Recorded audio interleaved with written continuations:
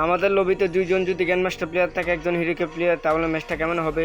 আজ একটা বিরাট ফাটাফাটি হইব। অবশ্যই আজকে ফাটাফাটি হবে। এই সময় কম, শুরু করো। আচ্ছা, যেহেতু সময় কম তাহলে করে দিলাম start. A few moments later. যেহেতু ম্যাচ স্টার্ট দেওয়ার পর আমরা চলে এসেছি গেমে। তো আসার পর অবস্থা গাইস, এখানে মানে লুটমুট না কি কম দুঃখের কথা। তো এখানে সামনে আসার পর এখানে একটা মাশরুম খেয়ে নিতে হবে, কারণ আমার তো ইপি নাই। তো এখানে বিটেটা লং হওয়ার কারণে আমি একটু সোলো মোশনটা বাড়িয়ে দিছি। তো এখানে আসার পর একটা মেশিন গান পাই যায়, এখানে আমি একটা পাই যাই। তারপরে এই ঘরে আসার পর গাইস আমি এখানে মানে মোবাইল আলোটা বাড়ামো, তখন ঘর থেকে বের হমো গাইস। এটা কোনো কথা? যেহেতু মনে করলাম হ্যাকারে, তাহলে আমাদের ম্যাচে হ্যাকারে পড়ছে। তো আমি প্লেয়ারে বলে দিলাম যে আমাদের এখানে হ্যাকার আছে।